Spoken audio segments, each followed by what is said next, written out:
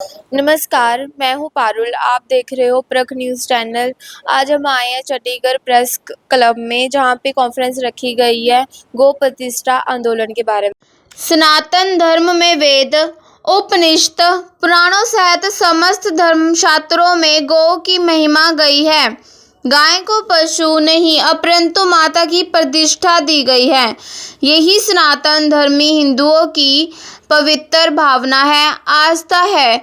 इसी धार्मिक आस्था हेतु संविधान एवं कानून में गाय को राज्य सूची से हटाकर केंद्रीय सूची में प्रतिष्ठित कर गौ माता को राष्ट्रीय माता का सम्मान दिलाने तथा गौ हत्या मुक्त भारत बनाने के लिए संपूर्ण भारत में गौ प्रतिष्ठा आंदोलन चलाया जा रहा है। उन्होंने कहा, 19 अक्टूबर 2024 को चंडीगढ़ में गौ ध्वज को स्थापित कर गौ माता को राष्ट्रीय माता घोषित कराने पहुंचेंगे शंकराचार्य अविमुक्तेश्वरानंद जी। चंडीगढ़ के सभी सम्मानित पत्रकार बंधुओं, आप सबका हम स्वागत करते हैं, अभिनंदन करते हैं।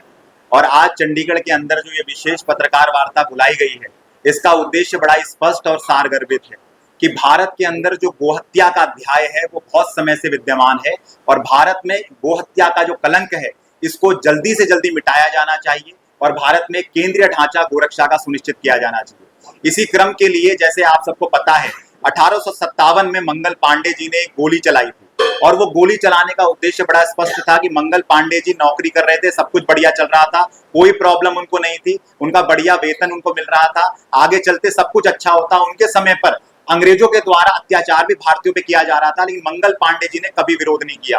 लेकिन एक घटना ऐसी घटी जब बैरकपुर की छावनी में वो थे, उन्हें ये पता लगा कि गाय के चर्म का प्रयोग कारतूसों में किया जाता है जिसे मुख से खोलना पड़ता है। इस बात को सुनने के बाद मंगल पांडे ने वहां पर एक बगावत करी और उस बगावत के द्वारा इस देश में स्वतंत्रता का पहला आंदोलन छिड़ गया। इसी क्रम को आगे यथावत बनाते हुए यह आंदोलन बढ़ता चला गया और एक दिन 1947 में देश आजाद हो गया। 47 से पहले की अगर आप घटनाक्रम पे गौर करेंगे तो लगभग गांधी जी ने कहा था कि हमारे लिए स्वराज्य से बढ़कर गोरक्षा का महत्व है। बाल गंगाधर तिलक से लेकर इस देश का हर महत्वपूर्ण व्यक्ति ये बात कहता रहा कि हम गोरक्षा के बिना कोई भी काम इस देश में स्वीकार नहीं कर पाएंगे, हमारे लिए वो प्रथम चरण है और जैसे ही देश आजाद होगा हम इस काम को कर देंगे। इसके अलावा देश में जब तक कांग्रेस पार्टी अपना अधिवेशन करती रही, उसके साथ में गो अधिवेशन वो पहले किया करती थी, क्योंकि गाय का महात्म्य और जो उसके प्रति भावना थी उस समय इतनी तेज देश में चलती रहती थी। इसी के बाद 1966 में धर्म सम्राट करपात्री जी महाराज ने एक बहुत बड़ा आंदोलन किया और उस आंदोलन में उन्होंने शंकराचार्य परंपरा को एकीकृत किया, विभिन्न संगठनों को एक साथ जोड़ा। सभी संगठन जब साथ में मिल गए तो देश की राजधानी दिल्ली में जब आंदोलन 7 नवंबर 1966 में हुआ था तो उसमें वहां पर गोभक्तों पर गोलियां तक चलाई गई और उस गोभक्तों पे चली गोलियां में वहां पर हजारों लोग शहीद हुए, बलिदान हुए, वहां पर गोमाता भी बलिदान हुई। लेकिन उसके बाद भी गोहत्या का कलंक इस देश में नहीं मिटा और ना तो गोहत्या बंदी की गई, ना गो को राष्ट्रमाता का सम्मान दिया गया। इसी कार्य को देश के अंदर पे जीवंत रखते हुए पूज्य गुरुदेव गोपाल मणि जी महाराज ने उत्तराखंड से गो कथा का शंखनाद किया और पूरे भारत में गो कथा के माध्यम से गो क्रांति को जन जागृत करते हुए पूरे भारत को एकमत किया, जागरण किया। और अंततोगत्वा देश में 4 आंदोलन करने के बाद 2014, 2016, 2018 और 2020 के आंदोलन करने के बाद उन्होंने चारों पीठों के शंकराचार्य महाभागों का आशीर्वाद प्राप्त किया और गो माता राष्ट्रमाता घोषित हो, इसमें चारों शंकराचार्य भगवान एकमत हुए। और उसी क्रम में जो हमारे ज्योतिष पीठ के शंकराचार्य भगवान हैं पूज्य अविमुक्तेश्वरानंद जी महाराज, वो पूरे भारत में इस आंदोलन को अब निर्देशित कर रहे हैं, जिसके लिए उन्होंने गोवर्धन से लेकर हमारा जो दिल्ली है देश की राजधानी, वहां का संसद स्थल जहां पर गो भक्तों को बलिदान किया गया था, वहां तक की पदयात्रा भी निकाली, नंगे पैर वो चले थे, उनके संग पूज्य गुरु जी गोपाल मणि जी महाराज जी भी चले थे। उसके बाद इस देश में गो संसद का भी गठन किया गया, जिसका उद्देश्य यही स्पष्ट करना था कि अब देश में जो नया विधान बने वो गो माता को राष्ट्रमाता का सम्मान दिलाने का बने। इस विधान के तहत में गो प्रतिष्ठा संहिता विधेयक भी पारित किया गया और सरकार को और सभी सांसदों को भेजा जा रहा है, निरंतर गतिमान किया जा रहा है। इसी के बाद देश के अंदर पे अब एक गोध्वज स्थापना भारत यात्रा की जा रही है। इस भारत यात्रा का बिल्कुल उसी तरह का स्वरूप है जैसा आदि गुरु शंकराचार्य जी ने किया था। जिस तरह से आदि गुरु शंकराचार्य जी ने संपूर्ण भारत में एक दिग्विजय यात्रा निकाली, पूरे भारत को, सनातनियों को, हिंदुओं को एकीकृत किया था, इसी तरह से आद्य गुरु शंकराचार्य पूज्य ज्योतिष पीठाधीश्वर जगत गुरु शंकराचार्य अभिमुक्तेश्वरानंद जी महाराज पूरे भारत को गाय के लिए कर रहे हैं। ये यात्रा 26,663 किलोमीटर लंबी है, जो 33 प्रदेशों की राजधानियों में जाएगी, जिसमें केंद्र शासित प्रदेश भी हैं और प्रदेश भी हैं। कुल मिला के लगभग 36 प्रदेश के आसपास होते हैं। लेकिन शंकराचार्य जी चूंकि समुद्र लंघन नहीं करते, तो वो 33 प्रदेशों की राजधानी तक जाएंगे। अगले 3 प्रदेशों में उनके प्रतिनिधि इसमें जाएंगे और इसी यात्रा का जो चरण बनेगा, जो हमारा चंडीगढ़ है, यहाँ पर ये 19 अक्टूबर को आएगी। क्योंकि चंडीगढ़ जो है वो पंजाब की राजधानी भी है, हरियाणा की राजधानी भी है और अपने आप में केंद्र शासित प्रदेश है। तो इसका एक भव्य कार्यक्रम यहाँ पर हमारे कैंप वाला में जो पूज्य गुरु जी गोपाल मणि जी महाराज जी का जो गोधाम है, श्री गोपाल गोलोक धाम, उसमें उसका आयोजन किया जाएगा। पंजाब के लोग भी वहीं पहुंचेंगे, हरियाणा के लोग भी वहीं आएंगे और चंडीगढ़ के लोग भी वहीं समाहित होकर शंकराचार्य भगवान के उस आयोजन में सम्मिलित होंगे, जिसमें एक गोध्वज की स्थापना की जाएगी। एक गौ ध्वज को स्थापित किया जाएगा, साथ में एक गो महासभा का आयोजन किया जाएगा और सरकार को सीधे निर्देशित किया जाएगा कि अब देश में पूरे हिंदू और पूरे राज्यों को शंकराचार्य एकीकृत कर रहे हैं और सभी हिंदू एकीकृत होकर अब गोमाता को राष्ट्र माता का सम्मान दिलाने की मांग को आगे बढ़ेंगे। इस देश में गोहत्या बंदी की ओर काम बढ़ाया जाएगा। गाय को पशु की सूची से हटाकर माता की सूची में डाला जाएगा। ये राज्य सूची का विषय ना होकर गाय को केंद्रीय सूची का विषय बनाया जाएगा, जिसके लिए पूर्व में भी जो हमारी उत्तराखंड की विधानसभा है, हिमाचल की विधानसभा है, इन्होंने सर्वसम्मति से प्रस्ताव पारित कर सभी पार्टियों ने, कांग्रेस ने, बीजेपी ने, यहां तक कि हिमाचल में तो कम्युनिस्ट पार्टी ऑफ इंडिया के भी विधायक ने अपनी पुष्टि इसमें दी थी और ये कहा था कि केंद्र सरकार गाय के लिए काम करे, उसको राष्ट्र माता का सम्मान दे, हम उसके साथ है, इस काम में खड़े हैं। तो हम ये कहना चाहते हैं, देखिए ये बड़े गौरव का क्षण हम सबके बीच में आ रहा है, जब सनातन धर्म के सर्वोच्च धर्म गुरु शंकराचार्य जी का आगमन चंडीगढ़ में होगा। पूरे भारत में तो वो भ्रमण कर ही रहे हैं और ये यात्रा कंटिन्यूअस चलेगी। हर दिन एक नए प्रदेश की राजधानी में होगी, बिना रुके शंकराचार्य जी हर जगह जाएंगे। उनके साथ पूज्य गुरु जी गोपाल मणि जी निरंतर बने हुए और हर जगह जा रहे हैं। इस यात्रा का श्री गणेश 22 सितंबर को अयोध्या से हुआ था। अयोध्या राम जन्मभूमि की परिक्रमा करके शंकराचार्य जी आगे बढ़े, जिसमें वो सबसे पहले उत्तर प्रदेश की राजधानी लखनऊ में गए, उसके बाद बिहार की राजधानी पटना में गए, उसके बाद ये यात्रा जो है पूर्वोत्तर राज्यों में बढ़ी। वहां से होते हुए यात्रा आपका भुवनेश्वर होती हुई, रायपुर होती हुई, आपके भोपाल होते हुए दक्षिण में प्रवेश लेगी। दक्षिण के बाद ये यात्रा वहां से गोवा होते हुए, मुंबई होते हुए, राजस्थान होते हुए, उसके बाद इसका जो पदार्पण होगा 19 अक्टूबर को, ये हमारे चंडीगढ़ में पहुंचेगी। तो चंडीगढ़ की यहाँ की जो धर्म प्रेमी जनता है, यहाँ की जो मानवतावादी जनता है, उन सभी से हम ये निवेदन करते हैं कि जब हिंदुओं के सर्वोच्च धर्मगुरु यहाँ पर आए, जो पंजाब अपने आप में भूमि है, वीरों की भूमि है अपने आप में, और जो हमारा हरियाणा की भूमि है, जहां पर संग्राम ही अपने आप में द्रौपदी के ऊपर, मतलब जो द्रौपदी के बारे में गुरुजी बताते हैं कथा में कि सामान्य कन्या नहीं है, वो अपने आप में प्रकट हुई कन्या है, जो गौ माता के भविष्य से, जो उसमें गौघृत डाला गया उसकी आहुति से प्रकट हुई है। तो ऐसी देव मूर्ति, ऐसी गौ पुत्री के रूप में जो द्रौपदी को देखा गया है, तो उनकी प्रतिष्ठा के लिए, गौ की प्रतिष्ठा के लिए शंकराचार्य जी खड़े हो रहे हैं। तो हम सभी सनातनी एक साथ खड़े हों और अपने शंकराचार्य जी के साथ उनके चरणों में दंडवत करते हुए इस काम में लगें और इस देश के अंदर गोहत्या के इस काले अध्याय को मिटाएं, गो माता को राष्ट्र माता का सम्मान दिलाएं। क्योंकि अब जब तक गोहत्या बंदी नहीं होगी, जब तक गो माता को राष्ट्र माता का सम्मान नहीं मिलेगा, तब तक जगत गुरु शंकराचार्य महाभाग नहीं रुकने वाले हैं। उनके साथ पूज्य गुरु जी गोपाल मणि जी महाराज, जो अनर्वत इस कार्यक्रम में संघर्ष में निरंतर गतिमान है, वो भी इसमें रुकने नहीं वाले हैं। तो अब जब तक गाय का काम नहीं होगा, तब तक कोई गोभक्त हिंदू आराम नहीं करेगा और जब तक हम इस काम को पूरा नहीं करेंगे, इस काम से कभी पीछे नहीं हटा जाएगा। ये बात शंकराचार्य जी कहने 19 अक्टूबर को यहाँ पर आ रहे हैं। तो आप सभी का बहुत बहुत धन्यवाद। आप सबने बड़ी धैर्यता के साथ हमारी बात को सुना। हम एक नारा लगाएंगे जो हमारा इसका मूल मंत्र है इस पूरे विषय का, उस नारे के साथ हम इसको समायोजित करेंगे, इसको संपन्न करेंगे। हम कहेंगे गो माता, आप कहेंगे राष्ट्र माता, हम कहेंगे राष्ट्र माता, आप कहेंगे भारत माता। तो इस नारे के साथ हम संपूर्ण करेंगे, गौ माता, राष्ट्र माता, राष्ट्र माता, गौ माता, राष्ट्र माता, राष्ट्र माता, भारत माता। बहुत बहुत धन्यवाद आप सभी का।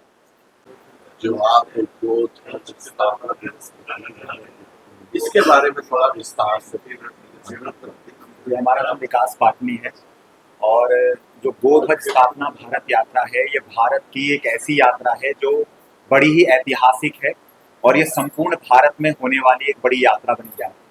लगभग भारत के समस्त प्रांतों के जो राजधानियां होंगी उसमें ये यात्रा जाएगी और यात्रा का जो उद्देश्य है वो बड़ा ही स्पष्ट है कि भारत में अब गोहत्या किसी भी तरह से स्वीकार नहीं की जाएगी। इसके लिए आप जैसे कि जानते हैं कि भारत के इतिहास में 1857 में एक पहली चली गोली का जिक्र आता है। आमतौर पर तो ये कहा जाता है कि 1857 में स्वतंत्रता का प्रथम संग्राम हुआ था, लेकिन यदि आप देखेंगे उसमें सूक्ष्मता में तो आप पाएंगे कि मंगल पांडे आजादी के समय पर आराम से नौकरी कर रहे थे, सब कुछ बढ़िया चल रहा था, जीवन बढ़िया हो रहा था, जैसे आज हर किसी का चलता रहता है। लेकिन एक घटना ऐसी घटी, ये जानते हुए मंगल पांडे जानते थे कि हमारे सामने ही अंग्रेजों के द्वारा भारतीयों को मारा जा रहा है, शोषित किया जा रहा है, लेकिन मंगल पांडे इस बात से कभी विचलित नहीं हुए, उनको कोई समस्या नहीं हुई। लेकिन जिस दिन मंगल पांडे को ये बात पता लगी कि गाय के चर्म का प्रयोग कारतूसों पे किया जाता है और उसको मुख से खोला जाता है, तो इस बात को सुनकर निर्वीर बना मंगल पांडे देश में एक सूरवीर बन गया और देश के अंदर पे उनने पहली गोली वहां पर अंग्रेज अधिकारी के सीने पे दे मारी। इस कारण ने देश के अंदर पे 1857 का प्रथम संग्राम स्थापित कर दिया। आगे चलते चलते 1947 में देश किसी तरह आजादी को प्राप्त तो कर गया, लेकिन फिर भी इस देश में आजादी का मूल रही गोमाता आज तक आजाद नहीं हो पाई। आज तक देश में गोहत्या का कलंक खत्म नहीं हो पाया, बल्कि इस आजादी का मूल जो हमारे देश की है वो भी गोमाता है।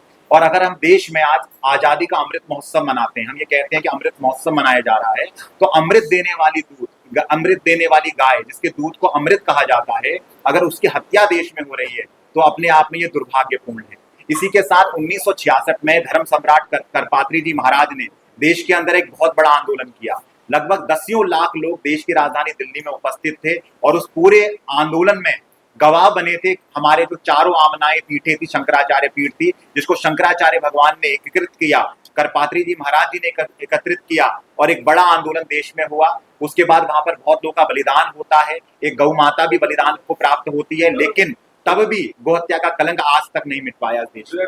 इसी कार्य को आगे बढ़ाकर हमारे पूज्य गोपाल मणि जी महाराज गुरु जी ने संपूर्ण भारत में उसको बना के रखा, जीवंत रखा और देश के अंदर गोकथा के माध्यम से, गो क्रांति के माध्यम से एक नई क्रांति को जन्म दिया। और आगे चलकर चारों आमनाय पीठों को, जो जगत गुरु शंकराचार्य महाभाग के 4 पीठें हैं, उन चारों शंकराचार्यों का आशीर्वाद उनको प्राप्त हुआ।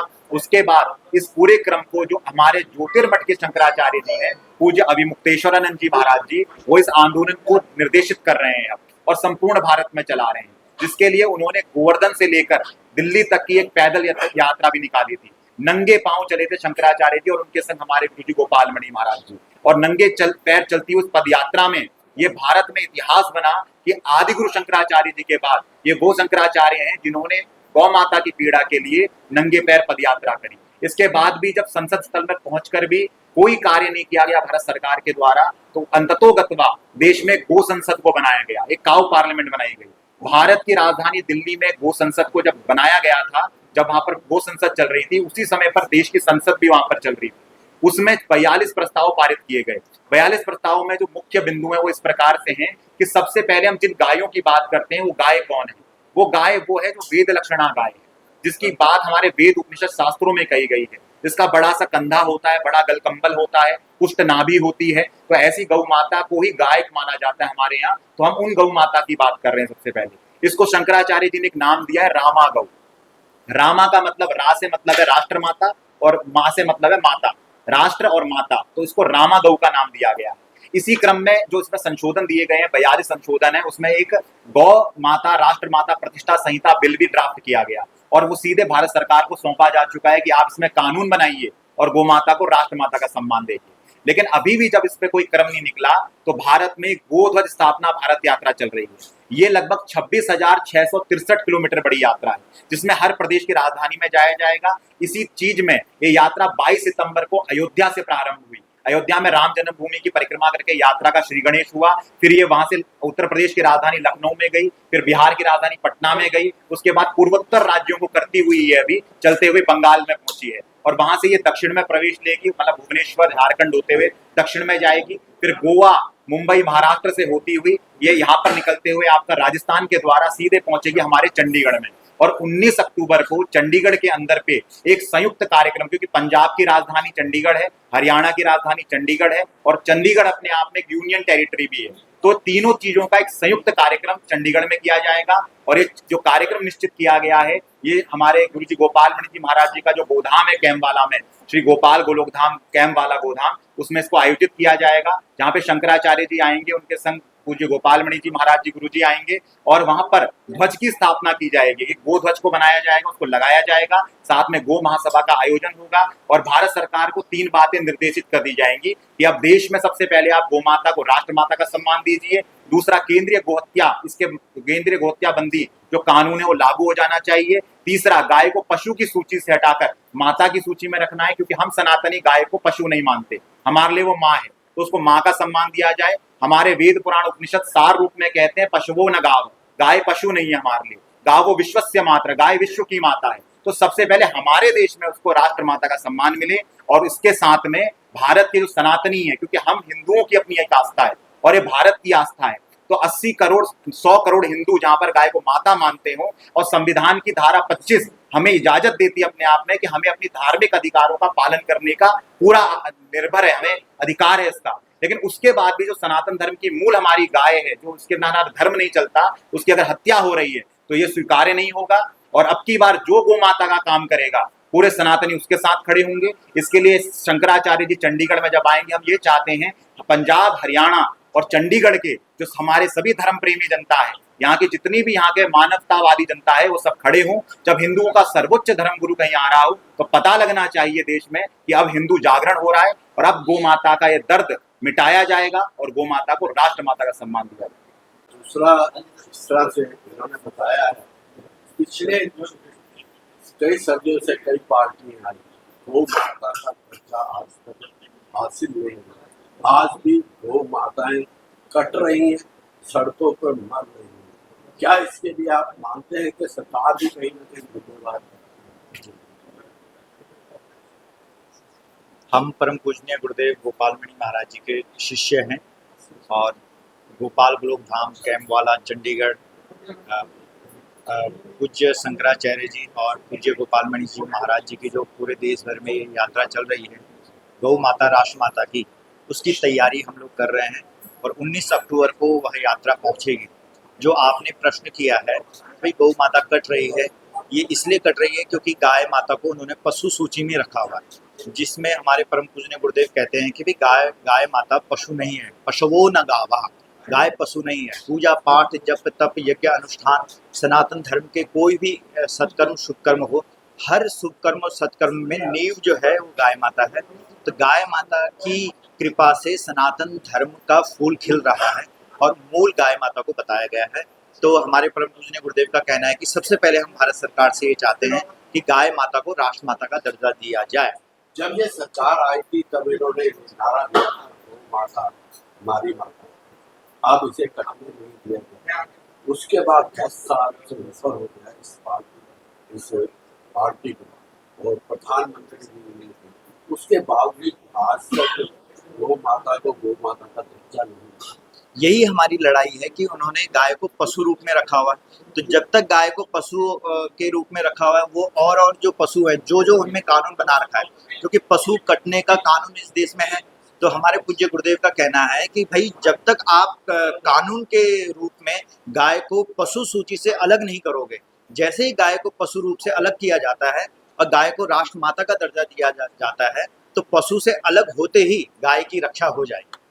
जन जागरण करना अच्छा है या एक झंडा लगा देना? क्योंकि आज भी सड़कों पर गाय मर रही है, सड़कों पर गाय पूरा कचरा तक खा रही है, उसके लिए किस तरह का अभियान आप चलाएं? उसी के लिए तो पूरे देश में यात्रा शुरू हो चुकी है और अभी आप देखेंगे ये यात्रा तो पहले भी होती रही, कई ऋषि मुनियों ने की है, लेकिन अब इस यात्रा से क्या फायदा होने वाला है? क्या जन चेतना लोगों के अंदर आने वाली है?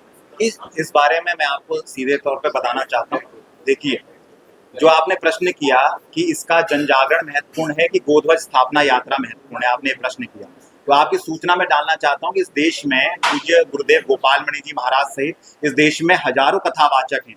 आप हमारे पूज्य सीताचरण जी महाराज जी बैठे हैं, आप गौ माता की कथाएं करते हैं, तो जनता को तो जनजागृत किया ही जा रहा है।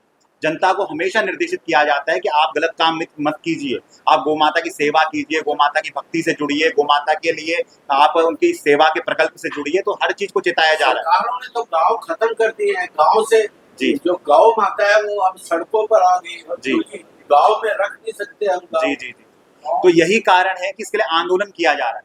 आप एक चीज बताइए, जैसे आप एक व्यक्ति हैं, आंदोलन आप एक करेंगे व्यक्ति, या सरकार को जिताएंगे आप? आप सुनिए, आंदोलन क्या होता है, आंदोलन का मतलब समझिए पहले। आंदोलन होता है सरकार का व्यापक जन जागरण। भगत सिंह ने असेंबली में बम फोड़ा था एक समय, क्यों फोड़ा था?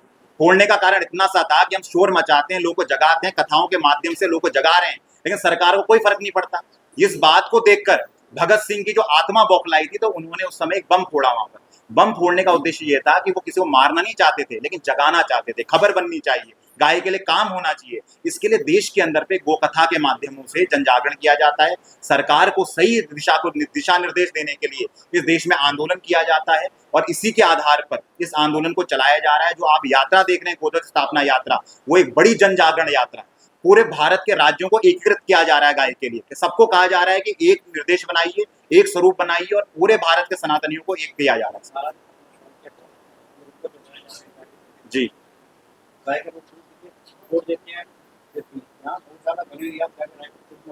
जी, ठीक है, ऊपर के नीचे के पड़ रही ठीक है, बिल्कुल ठीक है। कौन करेगा? आपको हम बताते हैं। अब आपने बहुत अच्छा प्रश्न किया है। आपको पता है कि हमारे कितने गोधाम देश में चल रहे हैं? हमारे गोधाम, सुनिए, आप उत्तर दे रहे हो तो उत्तर सुनिए। आप जितने गोधाम देश में संचालित कर रहे हैं, जहाँ जितने लोग उपस्थित हैं, सब अपनी गौशालाएं चलाते हैं, सब गोभगत हैं यहाँ पर। आप यहाँ पे किसी प्रश्न नहीं लगा सकते, लेकिन आपकी जिम्मेदारी क्या है, जनता की जिम्मेदारी क्या है? सुनिए सुनिए, आप आप पहले उत्तर सुनिए, फिर प्रश्न कीजिए। देखिए, आप क्या कर रहे हैं, मेरी प्रश्न का उत्तर मुझे सुन नहीं रहे हैं और एक और प्रश्न थोप दे रहे हैं। ऐसे नहीं चलेगा। पत्रकारिता में प्रश्न सुनिए, उत्तर सुनिए, फिर प्रश्न कर दीजिए, कोई दिक्कत नहीं है। लेकिन अब जो आपने इसमें पूछा है, तो जो गौशालाएं हैं, क्या जी, बोलिए सर, बोलिए क्या हुआ? ऐसा है, जो गौशालाएं हैं अपने आप में, उसको सब संचालित कर रहे हैं, हम अपने लेवल पे चला रहे हैं। अब जो उसकी, जब आपने कहा कि वहां पर गायों की हत्या हो रही है, या गायों को अनुदान सही से कर उसका गलत मिसयूज किया जा रहा है, तो ऐसी चीजों पर जो शंकराचार्य जी हैं अपने आप में, उन्होंने जो 42 प्रस्ताव बनाए, उन प्रस्तावों में ये भी प्रस्ताव है कि ऐसी जगह जहां पर गाय का शोषण हो रहा है, गलत चीजें की जा रही हैं, उनको सर्वोच्च धर्मगुरु होने के द्वारा वो निर्देशित कर रहे हैं कि ऐसा कोई भी चीजों को स्वीकार नहीं किया जाएगा। और साथ में सरकार को भी लिखित तौर पर यह दिया जा रहा है कि आप इन पर अनुशासन के आधार पर इन पर कार्रवाई कीजिए, और यही एक संस्थाएं अपने दम पर कर सकती हैं। और रही बात शासन की, जो प्रशासन है, उसको इसके प्रति जागृत करना कि ऐसे जगह पे जो गलत काम किए जा रहे हैं गौशालाओं पे, इस पे सख्त कार्रवाई होनी चाहिए। क्योंकि देखिए, गाय, ये तो हरियाणा की भूमि अपने आप लगी हुई, जहां पांडव और कौरवों में बात देखी गई है कि अपना भाई भी अगर गलत कर रहा हो ना, तो वो हमें स्वीकार नहीं है। तो अगर गाय का शोषण कोई गौशालाएं करेंगी, कुछ भी करेगा, उनका बहिष्कार होना चाहिए, उन पर कार्रवाई की जानी चाहिए, ये स्पष्ट है।